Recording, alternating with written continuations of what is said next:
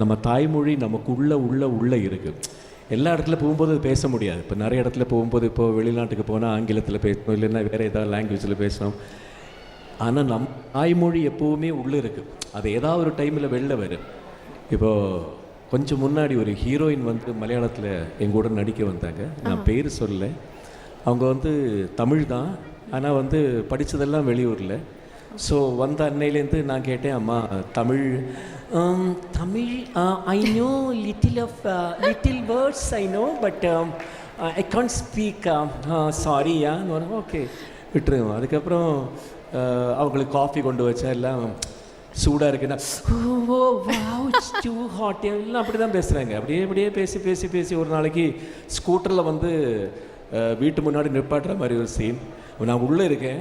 கரெக்டாக ஸ்கூட்டர் நிப்பாட்டும் போது அதுலேருந்து கீழே விழுந்திருக்காங்க. ஃபுல்லாக கையில் அடிபட்டு சத்தம், அது இது எல்லாம். அப்போது சினிமா லொக்கேஷனில் எல்லாத்துக்குமே ஒரு மெடிசின் தான்.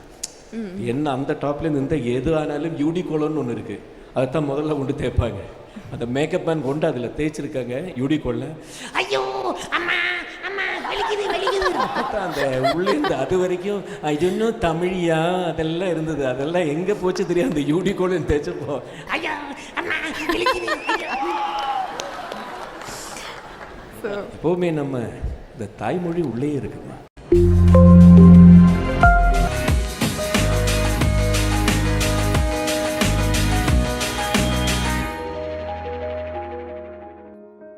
Hi, welcome to Awesome Videos. My name is Saravanan. People call me Sam. I'm a businessman and a traveler. So we'll be talking about anything that I find it interesting. இங்கிலீஷில் பேசினாலே உங்களுக்கு தனி ஒரு மரியாதை கிடைக்குது. தமிழில் பேசுகிறதுக்கும் இங்கிலீஷில் பேசுகிறதுக்கும் நிறைய வித்தியாசம் இருக்குது. அதாவது மக்கள் நம்மளை ட்ரீட் பண்ணுற வித்தியாசம். அது ஏன் ஒரு 1500 வருஷத்துக்கு முன்னாடி ஒன்லி 20 லட்சம் பேர் பேசிகிட்டு இருந்த மொழி இன்றைக்கி 150 கோடி மக்கள் பேசிகிட்டு இருக்காங்க. இந்த அபார வளர்ச்சிக்கான ரீசன் என்ன அப்படின்னு பார்க்கணுன்னா நம்ம அதோட ஹிஸ்ட்ரி பார்க்கணும். நிறைய பேர்கிட்ட நீங்கள் கேட்டிங்கன்னா இங்கிலீஷ் எந்த நாட்டிலேருந்து வந்துச்சுன்னு கேட்டால் சில பேர் இங்கிலாந்துன்னு சொல்லுவாங்க, சில பேர் ஈவன் அமெரிக்கான்னு கூட சொல்லுவாங்க. ஆனால் அது இங்கிலாந்துலேருந்தும் வரல, அமெரிக்காலேருந்தும் வரல. இது ஜெர்மனிலேருந்து வந்துச்சு. ஸோ இதை பற்றி டீட்டெயிலாக நம்ம இப்போ பார்ப்போம். இங்கிலீஷ் ஹிஸ்ட்ரியை 3 பார்ட்ஸாக பிரிக்கிறாங்க. Old English, middle English and modern English. நம்ம இப்போ பேசிகிட்டு இருக்கிறது மாடர்ன் இங்கிலீஷ். ஓல்டு இங்கிலீஷ்ன்ற பீரியட் பார்த்தீங்கன்னா 500கள்லேருந்து 1000 வரையும். இந்த பீரியடில் தான் German people, angles, Saxons and Jude's அப்படின்ற 3 குரூப் ஆஃப் பீப்புள் இங்கிலாந்துக்கு மைக்ரேட் ஆனாங்க. அந்த லாங்குவேஜ் தான் இங்கிலீஷ்ன்ற லாங்குவேஜ். அந்த இடத்துல தான் இங்கிலீஷ் ஆரம்பிச்சுது. அவங்க பேசிகிட்டு இருந்த லாங்குவேஜும் இன்றைக்கி நம்ம பேசுகிற லாங்குவேஜும் கம்பேர் பண்ணிங்கன்னா கண்டிப்பாக இங்கிலீஷ் பேசுகிற இங்கிலாண்டில் பேசுகிறவங்களால படிக்கவே முடியாது அந்த லாங்குவேஜை.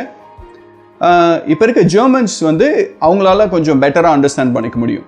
800 பார்த்தீங்கன்னா வைக்கிங்னு சொல்லப்படுற ஸ்காண்டினேவியன் பீப்புள், அதாவது இப்போ இருக்கிற ஸ்வீடன், டென்மார்க், அங்கேருந்து நிறைய பேர் மைக்ரேட் ஆனாங்க. அவங்க பேசிகிட்டு இருந்த லாங்குவேஜ் தான் ஓல்டு நார்ஸ் லாங்குவேஜ் அப்படின்னு சொல்லுவாங்க. இன்றைக்கி பேசுகிற நிறைய வார்த்தைகள் ஓல்டு நார்ஸ் லாங்குவேஜ்லேருந்து நம்ம எடுத்து பேசிகிட்டு இருக்கோம் இன்னமும். ஸோ இப்போ ஓல்டு நார்ஸ் லாங்குவேஜ்லேருந்து நம்ம இப்போ யூஸ் பண்ணுற வார்த்தை பார்த்தீங்கன்னா ஹாப்பி, ஆங்கர், அதே மாதிரி கேக், எக், க்ளவ், நீ, மக், இந்த மாதிரி நிறைய வார்த்தைகள் இருக்குது. நீங்கள் கூகுளில் போட்டு பார்த்தீங்கன்னா ஓல்டு நார்ஸ் லாங்குவேஜ் இங்கிலீஷ் வேர்ட்ஸ்ன்னு போட்டு பார்த்தீங்கன்னா உங்களுக்கு தெரியும். ஸோ அங்கேருந்து இவ்வளோ வார்த்தைகளை எடுத்திருக்காங்க. ஓல்டு இங்கிலீஷ் பீரியடுக்கு அடுத்தது வந்தது தான் மிடில் இங்கிலீஷ் பீரியட். இது ஒரு 400 இயர்ஸ் ஃப்ரம் 1066 ஒரு 400 இயர்ஸ் மிடில் இங்கிலீஷ் பீரியட்ஸ்ன்னு சொல்கிறாங்க. இந்த டைமில் ஃப்ரெஞ்சு இங்கிலாந்து ஆண்டுட்டு இருந்தாங்க.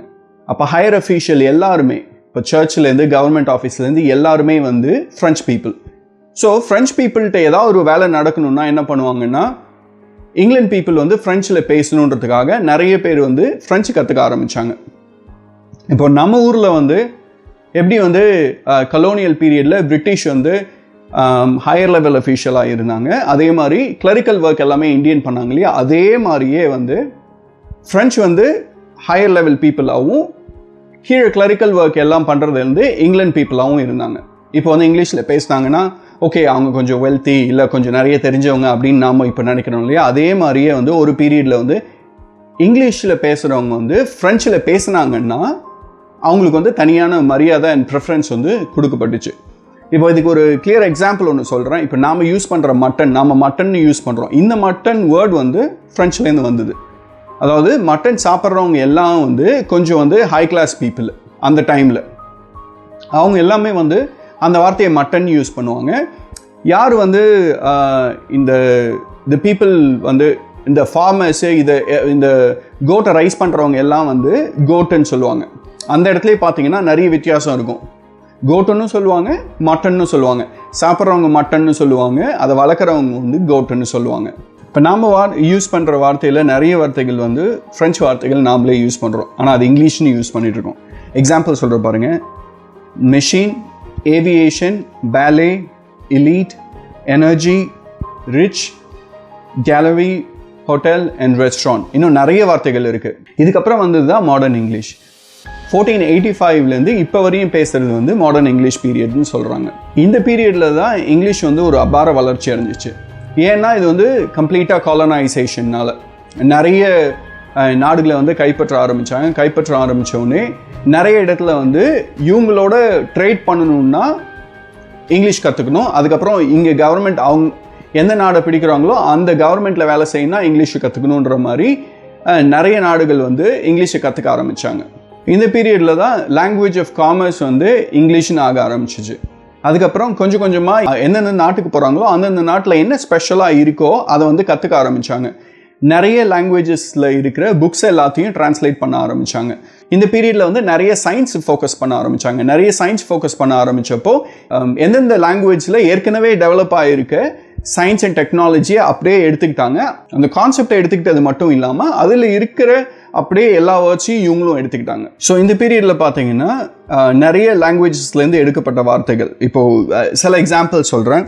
ஃப்ரெஞ்சுலேருந்து 29% எடுத்திருக்காங்க, லாட்டின்லேருந்து 29% வந்து எடுத்திருக்காங்க, ஜெர்மன்லேருந்து 26% வார்த்தைகளை வந்து எடுத்திருக்காங்க. அதே மாதிரி மற்ற லாங்குவேஜஸ்லேருந்தும் எடுத்திருக்காங்க. இதை பற்றி நான் ரிசர்ச் பண்ணுறப்போ தான் எனக்கு வந்து ஒரு க்யூரியாசிட்டி இருந்தது. அப்போ தமிழ்லேருந்தோ ஹிந்திலேருந்தோ எவ்வளோ வார்த்தைகள் எடுத்திருக்காங்க அப்படின்னு சொல்லிட்டு. தமிழ்லேருந்து வந்த வார்த்தையில் ஃபஸ்ட்டு வார்த்தை எனக்கு வந்து கொஞ்சம் ஷாக்கிங்காக இருந்துச்சு. அனகோண்டான்றதுக்கான மீனிங் வந்து ஆணை கொன்றான். ஸோ அப்போது ஆணை கொன்றான்னு தான் வந்து அனகோண்டாவாக மாறி இருக்கு. அதே மாதிரி கோயர், அது வந்து தமிழ்லேருந்து வந்திருக்குன்றாங்க, இல்லை மலையாளம்லேருந்து வந்திருக்கு அப்படின்னு சொல்கிறாங்க. ஒரு இடத்துல ஒரு மாதிரி போட்டிருக்காங்க. கயிறு தான் வந்து கோயராக மாறி இருக்கு. கூலி, அது வந்து ஹிந்திலேருந்து வந்திருக்கலாம்னு சொல்கிறாங்க, தமிழ்லேருந்து வந்திருக்கலாம் அப்படின்னு சொல்கிறாங்க. அதே மாதிரி டீக், இந்த வார்த்தை வந்து தேக்கிலேருந்து வந்திருக்கு. அப்புறம் மேங்கோன்றது வந்து மாங்காயிலேருந்து வந்திருக்கு. அதே மாதிரி நிறைய வார்த்தைகள் வந்து தமிழில் இருக்கிற வார்த்தைகள் இங்கிலீஷில் மாறி இருக்கு. அதே மாதிரி ஹிந்திலேருந்து வந்த வார்த்தைகள் நிறைய இருக்குது. பார்த்திங்கன்னா அவதார், கர்மா, பங்களா, லூட், ஜங்குல், ஷாம்பு, பஜாமாஸ், இந்த எல்லா வார்த்தைகளும் வந்து ஹிந்திலேருந்து எடுத்திருக்காங்க. இந்த லாங்குவேஜோட சக்ஸஸ் நான் என்ன பார்க்குறேன்னா, எந்தெந்த இடத்துக்கு இந்த லாங்குவேஜ் போகுதோ அந்தந்த இடத்துல இருக்கிற லாங்குவேஜில், அங்கே பேசுகிற லாங்குவேஜில் இருக்கிற வார்த்தைகளை அப்படியே எடுத்துருக்கிறதுனால நிறைய வார்த்தைகள் இப்போது எல்லாத்தோட ஆரிஜின் நீங்கள் போட்டு பார்த்தீங்கன்னா நிறைய சோர்ஸ்லேருந்து வருது. அதனால் வந்து ஸோ இது வந்து ஓப்பன் ஃபார் லேர்னிங் அப்படின்ற மாதிரி இந்த லாங்குவேஜே அடாப்ட் ஆயிடுச்சு. நாங்கள் பண்ண ரிசர்ச் மூலமாக எனக்கு தெரிஞ்சது என்னென்னா, ஒரு வருஷமும் இங்கிலீஷ் லாங்குவேஜ் டிக்ஷனரியில் பார்த்தீங்கன்னா புதுசாக 1000 வார்த்தைகள் ஆட் ஆகிட்டு இருக்கு.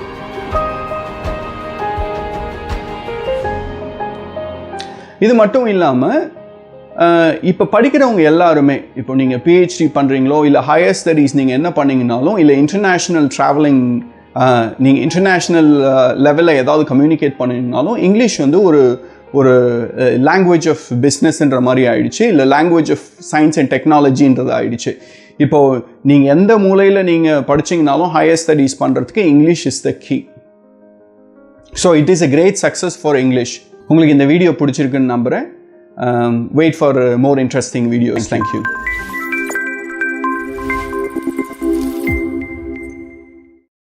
இந்தியாவுடைய இன்ஸ்பிரேஷன், குறிப்பாக தமிழ்நாட்டினுடைய ரொம்ப அறியப்பட்ட ஒரு மிக சிறந்த மனிதராக இருக்கக்கூடியவர் ஜோகோவனுடைய இயக்குனர் ஸ்ரீதர் வேம்பு. அவர் நம்மளோட இணைந்திருக்கிறார். அவரிடம் சில கேள்விகளை கேட்கலாம். சார் வணக்கம் சார். இன்னைக்கும் வந்து ஒரு பெரிய ட்ரெண்டான ஒரு மனிதராக, குறிப்பாக நிறைய இளைஞர்களுக்கு ஊக்கப்படுத்தக்கூடிய ஒரு நபராக வந்து தொடர்ச்சியாக அவங்கள பார்த்துட்டு இருக்காங்க. எப்படி இருக்குது சார் உங்களுடைய இந்த டைமில் எப்படி மேனேஜ் பண்ணுறீங்க? டைம் மேனேஜ்மெண்ட் தான் ரொம்ப கஷ்டமாக இருக்குது. நான் இப்போ டெக்னிக்கல் ஒர்க்கும் செஞ்சுட்ருக்கனால R&Dயில் ரொம்ப பிஸியாக இருக்கேன். இன்றைக்கி நம்ம நாட்டுக்கு தேவை ரிசர்ச் அண்ட் டெவலப்மெண்ட், எல்லா ப்ராடக்ட் எல்லா டெக்னாலஜி நம்ம இப்போ கொண்டு வரணும்.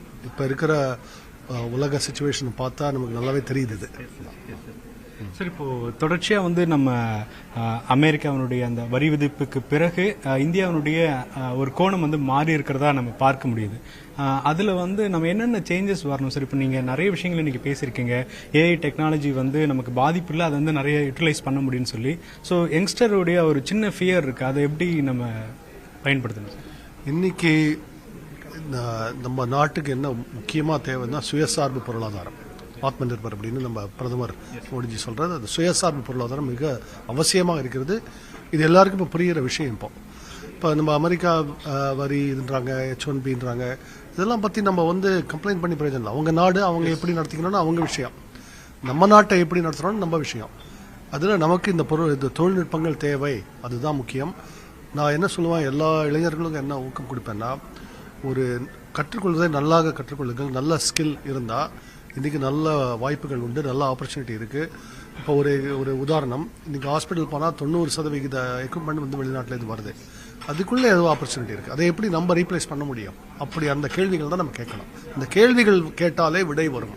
சார், இப்போ நிறைய பிஸ்னஸ்மேன்ஸ் வந்து நம்ம ப்ராடக்ட் ரெடி பண்ணணும், சேல் பண்ணணுன்ற ஒரு யோசனையில் தான் இருக்காங்க. ஆனால் என்ன தடையாக இருக்குது சார்? இப்போ நிறைய நம்ம சைனாலேருந்து எடுக்கிறோம், ஜப்பான்லேருந்து எடுக்கிறோம். இங்கே என்ன ப்ராப்ளம், அதை எப்படி ஷார்ட் அவுட் பண்ணுறது சார்? என்ன தடையாக இருக்குது முதல்லன்னா, நம்ம மைண்ட் ஒரு ஆட்டிடியூட், முதல்ல ஒரு சின்ன விஷயம் நுணுக்கமாக கற்றுக்கணும் அப்படின்றது வேணும். நான் எந்த சின்ன விஷயம் பார்த்தாலும் இதை எப்படி செய்வாங்க, இது எந்த ஃபேக்ட்ரியில் நடக்கும், எப்படி நடக்கும், அந்த மாதிரி கேள்விகளை கேட்டுகிட்டே இருந்தோம்னா செய்ய முடியும். இப்போ சைனாவோட கம்பேர் பண்ணுறோம், நம்மளோட சைனாவில் இன்றைக்கி லேபர் காஸ்ட் வந்து 4-5 மடங்கு அதிகம், லேண்டு விலை அதிகம், அண்ட் எலக்ட்ரிசிட்டி விலை நம்மளை விட அதே மாதிரி தான் இருக்குல்ல அதிகம். அப்போ நம்மளால் அவங்களோட போட்டி போட முடியும், அந்த நம்பிக்கை வேணும். இப்போ என்ன சொல்லுவேன், முதல்ல நமக்கு அந்த மெஷின் டூல்ஸை இம்போர்ட் பண்ணணும். அந்த ஃபேக்ட்ரி வைக்கணும்னா ஒரு ப்ளூடூத் ஸ்பீக்கர் பண்ணணும்னா கூட அதுக்கான என்ன மிஷினரி வேணுமோ அதை முதல்ல இம்போர்ட் தான் செஞ்சாகணும். அதுக்கு அடுத்தது அந்த மிஷினை எப்படி செய்யலாங்கிறது அடுத்த விஷயம். முதல்ல அதை செய்ய ஆரம்பிச்சோம்னா அதுலேருந்து அதை நெக்ஸ்ட் ஸ்டெப் வரும். அதுலேருந்து ஒரு ஏணி மாதிரி தான் படிப்படியாக உயரணும். சார், லட்சக்கணக்கான இளைஞர்களுடைய ஒரு பெரிய கனவாக இருக்கிறது அமெரிக்காவில் போயிட்டு பணியாற்றணும். நீங்களும் வந்து அமெரிக்காவில் இருந்து ரிட்டர்ன் வந்தவர். ஸோ இன்னைக்கு வந்து H1Bனுடைய அந்த ரேட் அப்படின்னு கிட்டத்தட்ட 88 லட்சம் அப்படின்னு அது ஒரு இமேஜினேஷனே பண்ண முடியாத அளவுக்கான ஒரு காஸ்ட்டாக வந்து கிரியேட் ஆகிருக்கு. ஸோ நீங்கள் போகும்போது இருந்த அந்த ஈஸி மெத்தட்க்கும் இன்னைக்கு வந்து இளைஞர்களுக்கு இவ்வளோ பெரிய சவால் வந்திருக்கிறத எப்படி பார்க்குறீங்க? இது இப்போ H1B இதனால் பாதிக்கப்பட்டிருப்பாங்க, நிறைய பேர் பாதிக்கப்பட்டிருப்பாங்க. நான் இதை எப்படி ஒரு லாங் டர்மாக எப்படி பார்க்குறேன்னா, அவங்க இந்தியாவுக்கு இது ஒரு 10 வருடங்களில் ஒரு நன்மையை தான் கொடுக்கும். ஏன்னா நம்ம டேலண்ட் நம்மளே தக்க வச்சுக்கலாம். அதே மாதிரி இப்போ அவங்க போயிருக்கிறவங்களும் இந்தியாவுக்கு நம்ம தேசத்துக்கு எப்படி திரும்பி வருது அதை பற்றி யோசிப்பது நல்லது. ஏன் அப்படின்னா, ஒரு அழையாத வீட்டில் நம்ம ஏன் விருந்தாளியாக இருக்கணும் அப்படிதான் சொல்லுவேன். அவங்க வேண்டாம்னு சொல்லும்போது நம்ம திரும்பி வர்றது நல்லது நமக்கு.